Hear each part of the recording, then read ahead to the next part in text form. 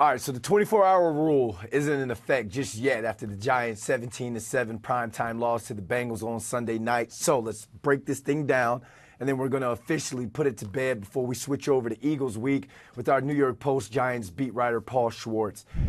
Paul, wise man once said, you can't win games by scoring only 7 points. That's the reality of it. How you doing today, my man? I'm doing good, Brandon. Yeah, I mean, it was so wasteful, you know. We always try to manufacture things with this team, and it's like you see the Cowboys early in the day just get destroyed by the Lions, right? The Commanders play a pretty solid game, but they lose to the Ravens.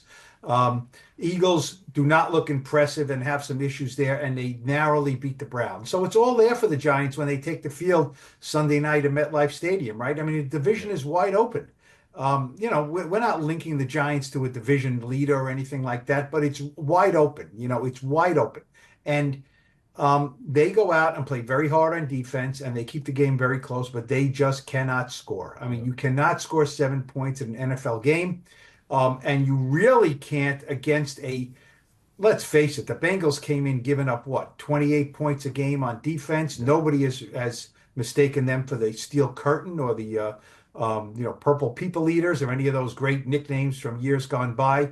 Bengals played well on defense, but the Giants let them play well, and we'll get into it. It's just it's unacceptable offensive football, and they have to make sure this doesn't become a big thing with the offense and the defense because defense is playing well enough to win, and the offense is playing bad enough to lose any game they play.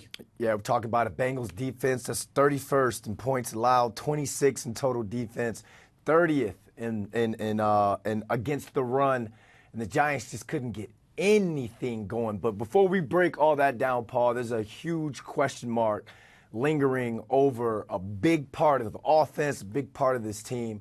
Andrew Thomas gets an MRI today. You guys were at his locker yesterday after the game. What did he say to you guys about the injury, and how did he feel post-game? It's not an ankle, it's a foot. He said it's a foot. He was bothering him most of the game. He did not like the way he played.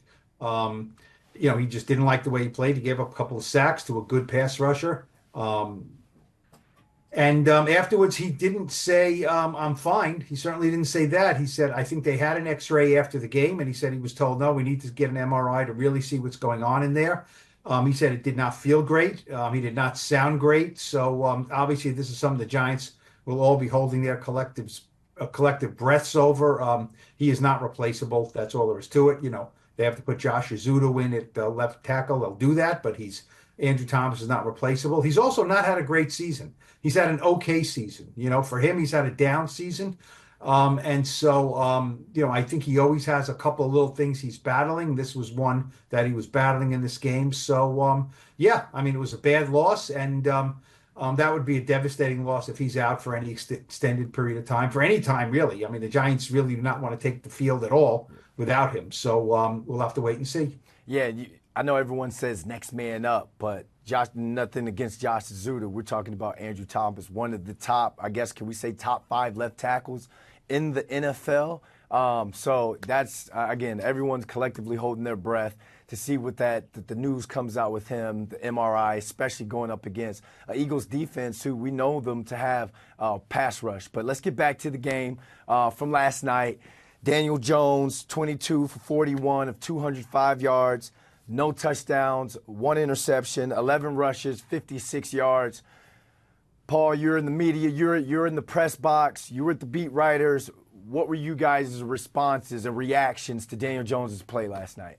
Well, it's not good enough. And look, he played well in Seattle, right? He played well in Seattle. He played solidly for 4 straight games after a terrible performance in the season opener against the Vikings.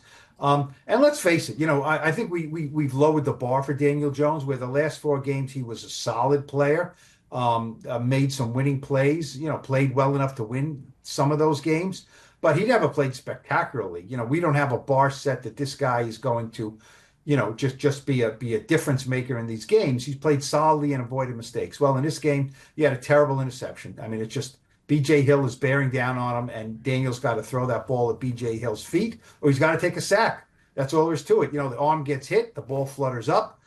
He has no business trying to throw that ball over the middle to Theo Johnson in the end zone. It's just a throwback to a bad old Giants, like the bad old days. Daniel Jones came up on that play. It was very disappointing to see that. Interceptions happen, but they shouldn't happen like that.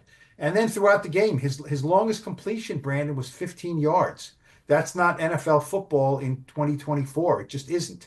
Um, I didn't like some of his decision making. He looked like he was just zeroing in on certain targets and wasn't getting off those targets. His ball placement was not great. Now he had a long, 50-yard or so gain to Darius Slayton called back when Andrew Thomas was called for an illegal man downfield, and that clearly is an emphasis in the league this year. In a league where RPOs are prevalent, guys are going to go downfield too early because they don't know who has the ball. And Andrew Thomas thought Daniel had the ball and was running, and he didn't. And so the best play of the game is nullified. So it's just not good enough from Daniel Jones, and that doesn't mean he can't play well next week against the Eagles, but on a week in and week out basis with Daniel Jones, you don't know if he's going to be good Daniel or bad Daniel or okay Daniel. And that's just no way to run a franchise. Yeah, to go back to that RPO, the illegal man downfield. Paul was talking about Andrew Thomas being over a yard. You get a yard of grace period past the ball. And when we're installing the RPOs, you still tell your linemen to block like it's a run play. The ball on the RPO, ladies and gentlemen, the run pass option, on the pass option, ball has to come out quick before the linemen get 1 to 2 to 3 yards down the field because they're thinking run play. So that was, that hurt because that could have been that spark. We talk about this Giants offense, and it goes back to training camp where you'd see the days of Malik Neighbors and Jalen Hyatt and those guys just going over the top. The ball was pushed down the field. It's a great day. You walked out of Quest Diagnostics feeling good about the Giants offense, and you're like, they're taking steps. They're going to throw the ball down the field. But then you see the games or you see all the practices where Malik Neighbors wasn't involved too much, and you didn't see some of the big plays and the highlights. And then it's like you're just looking at the offense. Is this the same offense from last year? Is this the same offense? Is this offense going to take a step? And they're taking one step forward, Paul, 2 steps back. And I've been a part of bad offenses, throughout my career at NFL and the CFL. And it's one of those games that I want to ask you, was anyone on offense, when you guys came into the locker rooms post-game, were any of the offensive playmakers, were they kind of just sitting there in their locker with like their heads down a little bit? Because that's taking accountability without saying anything. It's just like, how me being a part of this offense, what can I do to get better, get this offense better, get my quarterback comfortable? And when it comes to primetime Daniel Jones, Paul, it's like he's best, or he's had a great game when we don't talk about him. Does that make sense?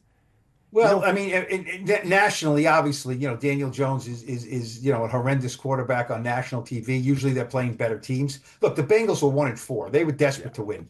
But, and if the Giants lost 34-31, people would have said, darn it, they scored points against a lousy defense. They just couldn't hold Joe Burrow and company, and that didn't happen.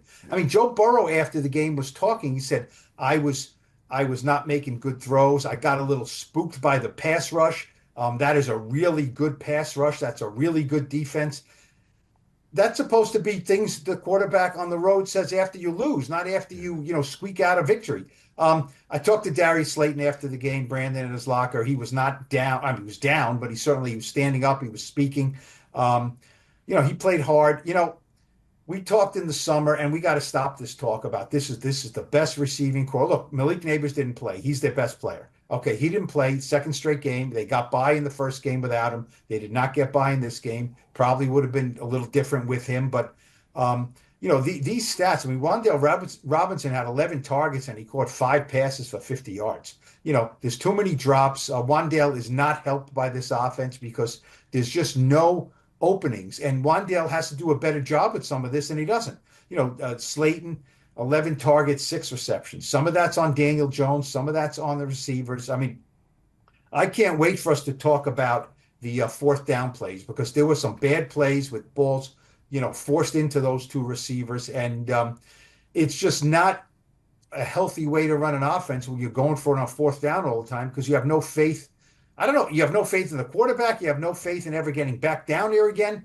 You should have faith in your defense. But this was a weird game by Brian Daboll because he was, I mean, 5 fourth down attempts in the second half alone. I mean, that's strange football. Yeah, I mean, 3 for 5 on 4th down on the day. You talk about the receivers. I didn't see a lot of separation. I didn't see guys on these slant routes, this quick game, and you see me call for that all the time, Paul. Remember, I'm like, oh, they're running the ball too much. Let's implement some sort of quick game, get the ball out of there, out of Daniel Jones' hands fast so these yak receivers can catch and run.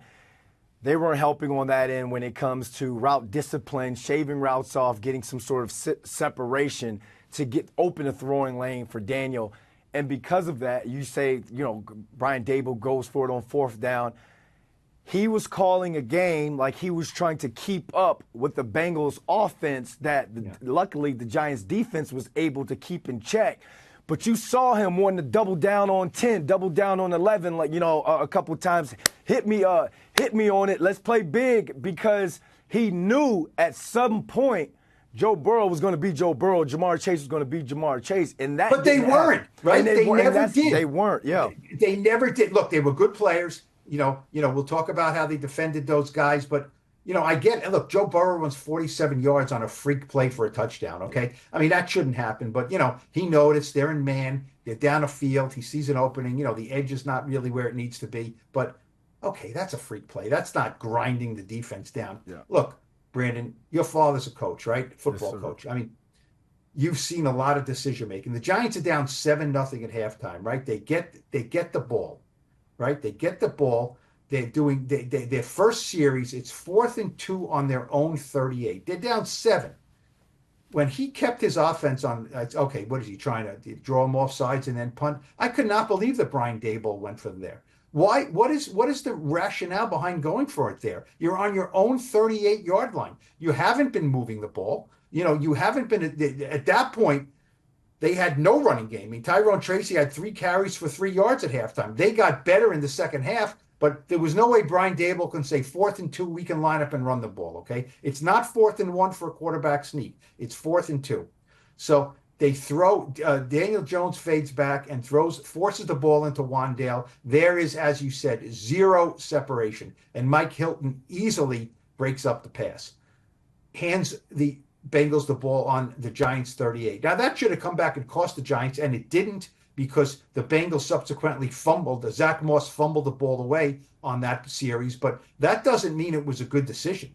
It was not a good decision. And to me, I looked at that and said, Brian Daboll is desperate. He's, almost in panic mode here. He does he not trust Daniel Jones? He trusted him to throw the ball on 4th down. He said it's a decision he would make again, and it's a play call he would make again, but the receiver wasn't open. The play wasn't open. It fooled nobody. It wasn't a special play that, then after that, he goes for it again, 4th and 2 on his own 40. Okay, I could see that. He goes for it on 4th and 1 on the Bengals 35. I can see that. They get those 2.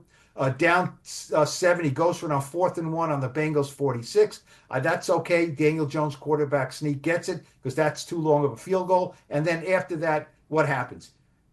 They get the 4th down, the drive stalls. They call in Greg Joseph to tie the game down 10-7 with a 47-yard field goal, and he misses it wide left. So that, that was the right play. But that first 4th down call by Brian Daboll was alarming to me, because that said he's not coaching the game, honestly. He's like, okay, I have to get out of what is the right thing to do here. That's not a good trend. But on the flip side, if you look at it, I look at it from a player perspective to where, hey, if I'm going to call this and I'm going to put my neck on the line by going for it right here, one of you guys got to step up and play above the X's and the O's. And that's what that comes down to, because it goes back to the Eagles in Atlanta, the 3rd down with Saquon, the perfect play call, the player drops it.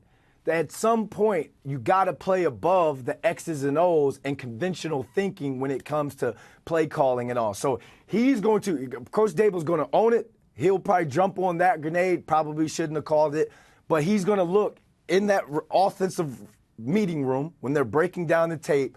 I called that because I believe on what I got on my outside. I called that because I believe you guys are going to block that up. And I also called it because I believe you, my QB1, is going to deliver a ball. And we're going to execute that. And we're going to drive down the field on that opening drive in the third quarter. And we're going to tie this freaking game up.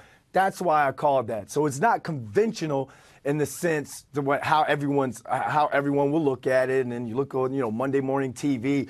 What a horrible call. Fire him. He gets that. Everyone gets that. But at the end of the day, you got to be able to, at some point, ask your players to play above the X's and O's and get yourselves out of a rut. Ask your quarterback, right? Ask your quarterback to make a play. You know what I mean? And Daniel did not make a play. There might have been another receiver there. Look, sometimes, these quarterbacks make coaches and offense coordinators look like geniuses. They just make a play. They figure out something. They run the ball. They do this. They dump it. They start to run. I mean, this was just a straight get the ball, look for Wan'Dale over the middle. I mean, that's so predictable. I mean, it's coming, Brandon. I know it's coming. Malik Neighbors was force-fed the ball, right, early in the season, right? So he's not there. So what happens? They put Darius Slayton in that role, and he's force-fed the ball. It's just there was no deception on that play. Look, they couldn't line up and just power it in. Daniel Jones is pretty good on the quarterback sneaks. They converted that a few times, but it's just something to note. And you know what else? You said, I don't think Brian Daboll today is going to come out and say, I shouldn't have called that. Last night he said he would call it again. I think the day after he'll say he would have called it again. I don't think that's how Brian Daboll operates, because he knew when you're calling for it on fourth down from your own 38 and you don't get it, and the Bengals go down and march down and score a touchdown, the game might be over. Yep. And then you're really, on the griddle then. It didn't happen that time, but that doesn't mean it was the right call. I can see why Daboll did it, but I just don't think it's the right call. And it shows that there's an unhealthy vibe or something with this offense that he gave the quarterback the ball on fourth down, but he just doesn't trust him that if it doesn't work this time, we're going to do it again. It's just a weird vibe. And, it's just very frustrating. It's basically him. It's been 6 years. It's been 6 years. It's basically him telling those guys, I got to get the spark going. You guys don't want to eat this defense up. I think I've called, or I think me and Mike Kafka have been up, until the roosters are crowing, putting together a really good game plan against a trash defense. So you telling me I have to call the play to get y'all going? All right, let's see you guys back this thing up. And then on the flip side of it, he's also like, well, you know what? I trust my defense to get me out of it if my offense can't get something going. And you got guys like Brian Burns played well. Tyler Nubin was all over the field. Dexter Lawrence, again with the huge sacks. Azeez Ojulari already has the same amount of sacks as Kayvon, has more sacks than Kayvon Thibodeau on the year. He had, with Azeez with the 2 sacks last night. The defense was playing juicy for Brian Daboll yesterday.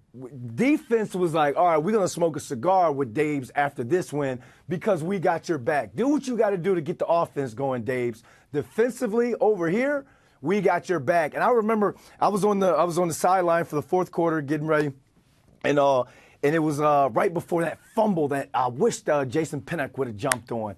Right before that, Dexter Lawrence was talking to everybody, hyping everybody up, and you saw that leadership, that command come out right before that play. And I told Paul Dottino on the sideline, I was like, something crazy is about to happen. We're about to get that ball back. Watch. Unfortunate. That's just that type of night, though, Paul. But guys like Brian Burns, and you saw him being used as a utility player, he was out lined up over top of the slot receiver at times and had to play coverage and then would also rush. So you see him evolving. You see his role, what he means to this team. But the defense played like they had Brian Daboll's back last night. It's unfortunate the offense couldn't put up more than 7. Yeah, I mean, Joe Burrow and Zach Taylor both said, we played against the coordinator before, right? Shane Bowen, we kind of know what he brings. Look, what happened when the highest paid players, when somebody goes out, what do we say? Okay, now Brian Burns has got to step up. That's the cliche, step up. Well, he stepped up. He played his best game in a Giant uniform. He was really good. Dexter's really good. Azeez Ojulari is going to get paid by somebody. He is a better pure pass rusher than Kayvon Thibodeau is, just as a pure pass rusher. He's not a better overall player. But he's quality depth, which is why you keep him on the team. And he came in and started and played really well. Should have had another sack, should have had a third sack. He almost could have had a safety. He's grabbing Joe Burrow. And then I think, he said that he thought Burrow might have not had the ball anymore, so he didn't want to throw him to the ground. He did have the ball. You know what I mean? It could have been a monster play, but he played very well. I see signs of frustration with this defense. And, it was very interesting what they did. I think I kind of expected that Deonte Banks was going to be with Jamar Chase most of the game, and he wasn't. He was pretty much running with T. Higgins most of the game, kind of traveling with him. And explained, Brandon, what they did. Jamar Chase was saying that they clouded me. They had Cordell Flott on him. They had another cornerback on him or a safety on him. And look, I mean, Jamar Chase had 5 catches for 72 yards. T. Higgins had 7 catches for 77 yards. Neither of them had a touchdown. They're really good players. You can't shut them down, but it was good enough to win a game. And the defensive mindset and the strategies were the right strategies. Other than a busted run early by Joe Burrow and a busted run late by Chase Brown, the Giants held them, very well. The Bengals on the ground.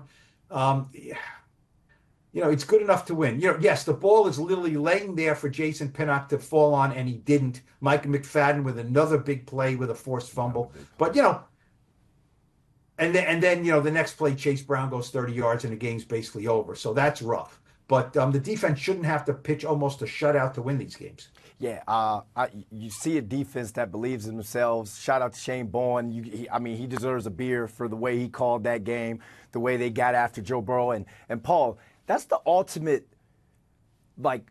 paying homage or respect to someone or a unit. When you got a guy like Joe Burrow, probably one of the top quarterbacks in the league right now, and Zach Taylor, talking about how well that defense was coached and the way they played. And the fact that with our own very eyes, we saw the defense not give up. They played to the very last play of the game. So when we talk about cloud coverage, what they did with Tay Banks and Jamar Chase. So first, with Tay Banks being on T. Higgins a lot of the times, you take your best corner and you put them on receiver number 2, their second best receiver.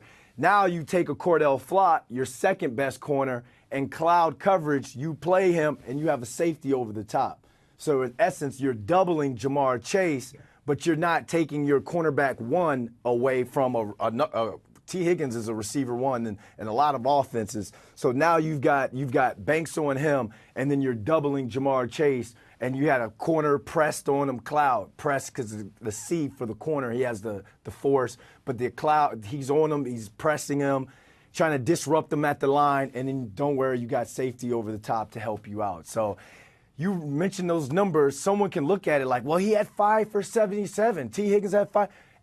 Any defense in the NFL will take that. When you're talking about those two dudes, did people watch the Ravens game? Did you watch the Commanders game? What Jamar Chase is able to do with run after the catch? So I think they did a great job on defense, man. It's just unfortunate because you talked about the identity of this team. This is a defensive team. This is the same team from 2022, Paul. I feel like minus Malik Neighbors. But here's the difference. Because Daniel Jones and the offense didn't light it up that year, they were at the bottom third of the league offensively. They didn't light it up, explosive plays, but they stayed in the game within one possession going into the fourth quarter. Daniel Jones did not turn the ball over much in 2022, and the defense put games away. And you're not seeing that this year for whatever reasons. But it's the same team from 2022, same mentality, but they're not getting that same luck. And, we were me and you were talking a little bit. Are you worried about some sort of offensive, defensive divide going into week 7 when you've got a defense that's playing lights out and an offense that kind of struggles? Yeah, I think you always worry about it, and I don't see signs of it. But I mean, Brian Burns was really frustrated after the game. The guy was a really good player in Carolina for the Panthers, right? And all he did is lose. And he came here and he thought it would be better. And they're 2-4, and they missed a golden opportunity. And look, just last week we flew home from Seattle, and the Giants played well, Hmm. and they won a game, and there was a lot of excitement that they could come home and maybe break this primetime curse, and then everything, most things fall their way in the division. It's too early to really look at that, but it's really not too early to just look at it and say, boy, I mean, that's why, when I wrote my story, I just said it was such a wasteful night. So many missed chances, missed chances. They had enough chances. They had the ball. They dominated the time of possession again.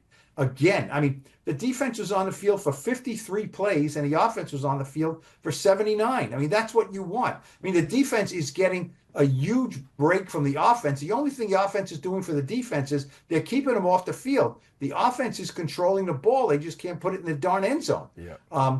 So you always watch for that, because what happens is it's not like the defense is going to start pointing fingers and saying, you guys suck. You know what I mean? We don't Yeah. want to be your teammates anymore. But you just go out there and you expect the worst and you try too hard on defense, Yeah. because Yeah. anything you give up could cost the team. Yeah. You know what I mean? If you hold the team to a field goal in the red zone instead of a touchdown, that should be a victory. But on defense, these guys go back to the sideline and say, well, we can't give up anything. We Yeah. got to make a play. We got to get a turnover. We got to do something outside of what we're really supposed to do, because and that's what Brian Burns said. He said, that ball is sitting there. We have to get it. We have to get it. They have to get it, because that's the only way the Giants can be sparked enough to win a game, is if the defense basically hands it to them. So it's not a good way to play football. Kudos to Shane Bowen. He's done a really good job. I did not expect the Giants to have 26 points, 26 sacks, 6 games into the season, but they do. And the Bengals felt it. There was a lot of pressure on them up front, but the Giants just could. I mean, 7 points is just not. Even that. It was a 16-play drive. It took forever. Yeah. It was impressive. It was a grind. But you need big plays. Maybe Malik Neighbors comes back this week, and maybe they get some of those big plays. But you can't have a game go on and your longest play is 15 yards. That's just not going to cut it. Yeah, I said it before the game. It's cool to win the time of possession, but you're going to have to score points, real big boy points, when you get down in the red zone. And they didn't even get the 3 points this game. Interception, 2 missed field goals. It's just unfortunate because, again, this defense is playing lights out. We're going into Eagles week, Paul. Let's flush this thing. Let's officially flush it. Well, final thoughts, put us to bed as we get ready for week 7.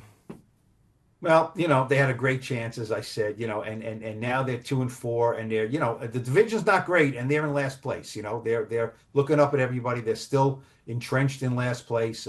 We'll talk later in a week on the podcast about Saquon and the Eagles. Eagles haven't played great. It's a game that the Giants are home. Thankfully, they're playing at 1 o'clock and not at night. The Giants are a little better, but look, the fans deserve better. The Giants are 0-3 at home. You just can't do that.